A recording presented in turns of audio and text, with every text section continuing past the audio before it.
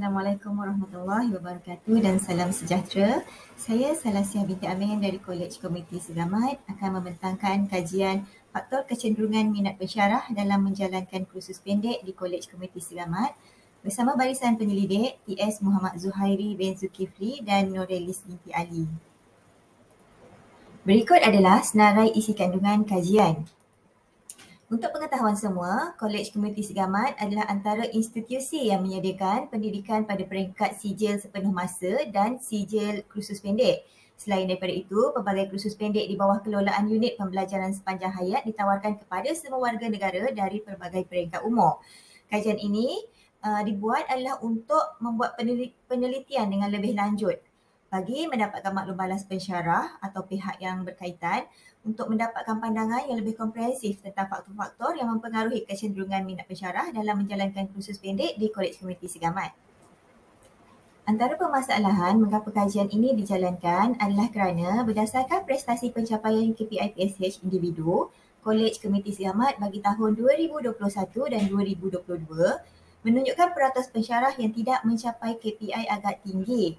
Ini membuktikan sebahagian pensyarah tidak mencapai KPI seperti yang telah ditetapkan oleh unit pembelajaran sepanjang hayat.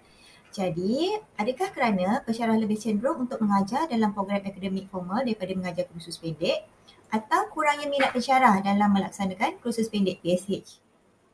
Objektif kajian ini terbahagi kepada dua, iaitu yang pertama, mengenal pasti tahap pengetahuan pensyarah terhadap tata cara pelaksanaan kursus pendek dan yang kedua, mengenal pasti faktor-faktor yang mempengaruhi pensyarah untuk menjalankan kursus pendek di KKS. Bagi menyokong kajian ini, antara kajian literatur yang kami rujuk adalah berdasarkan kajian Hazwani Hasami dan Nur Aisyah Buang tahun 2018 dalam usaha membudayakan PSH. Pensyarah merupakan tenaga pengajar yang utama untuk menyampaikan pengetahuan dan kemahiran kepada peserta untuk meningkatkan ilmu pengetahuan dan kemahiran. Definisi minat atau kecenderungan menurut kepada Kamus Dewan Bahasa ialah apa-apa yang diminati atau kemahuan.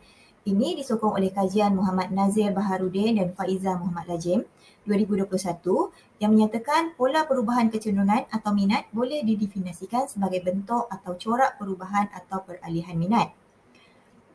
Manakala menurut pendapat Salawati 1998, minat, sikap, motivasi, pencapaian awal, kemahiran asas dan kemahiran dapat menyelesaikan masalah adalah antara faktor-faktor yang menyebabkan berlakunya sesuatu masalah. Metodologi kajian terdiri daripada 3, iaitu yang pertama, populasi dan sampel kajian di mana seramai 44 orang pensyarah kolej daripada 6 program. Lepas tu, analisis data menggunakan perisian SPSS version 26, interpretasi SCORMI berdasarkan Oxford 1990. Instrumen kajian pula terbahagi kepada 3 bahagian, iaitu kita menggunakan borang soal selidik, ada bahagian A, bahagian B dan bahagian C. Bahagian A ialah demografi responden, bahagian B pengetahuan pensyarah terhadap tata cara pelaksanaan kursus pendek dan bahagian C ialah faktor-faktor yang mempengaruhi minat pensyarah untuk menjalankan kursus pendek di KKS. Disertakan juga jadual interpretasi SCORMI berdasarkan Oxford 1990. Okey, kajian ini menggunakan borang soal selidik yang diadaptasi daripada Muhammad Zuhairi dan rakan-rakan sebagai instrumen kajian di mana ia terbahagi kepada 3 bahagian. Okey, yang pertama ialah demografi responden di mana terdapat 5 item soalan iaitu yang pertama jantina, program dan unit.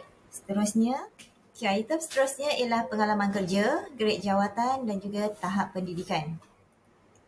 Okay, untuk seterusnya, bahagian B, pengetahuan pensyarah terhadap tata cara pelaksanaan kursus pendek. Kita tengok item soal selidik yang dapat nilai skor min tertinggi dan juga yang terendah.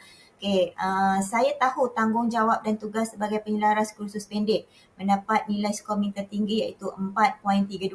Manakala saya berpengalaman dalam menguruskan kursus pendek sama ada di kolej maupun di luar kolej mendapat nilai skor min terendah iaitu 4.05. Secara keseluruhannya, kesemua item B1 hingga B7 berada pada tahap interpretasi yang tinggi. Min keseluruhan ialah pada 4.15. Okey, seterusnya untuk bahagian C, faktor-faktor yang mempengaruhi minat pensyarah untuk menjalankan kursus pendek di Kolej Komuniti Segamat. Kita tengok juga item soal selidik yang mendapat nilai skor min tertinggi dan juga terendah, di mana pengetahuan terhadap KPI kursus pendek Kolej Komuniti Segamat mendapat nilai skor min tertinggi iaitu 4.23. Manakala minat untuk menjadi tenaga pengajar atau penceramah kursus pendek selain dari bidang kepakaran mendapat nilai skor min terendah iaitu 3.50. Okey, seterusnya Okey, daripada analisis yang dibuat juga, nilai min keseluruhan bagi faktor-faktor yang mempengaruhi minat pensyarah untuk menjalankan kursus pendek di Kolej Komuniti Segamat adalah 3.89 yang memberikan interprestasi yang tinggi. Ini bermaksud hampir kesemua pensyarah berminat untuk menjalankan kursus pendek. Jadi kita kena kaji lagi lah apakah faktor lain yang menyebabkan pensyarah tidak berjaya mencapai KPI seperti yang diharapkan. Hasil daripada dapatan ini secara keseluruhannya dapat dirumuskan bahawa para pensyarah mempunyai pengetahuan yang tinggi terhadap tata cara pelaksanaan kursus pendek dan kesemua faktor yang dikaji juga berjaya menarik minat mereka untuk melaksanakan kursus pendek.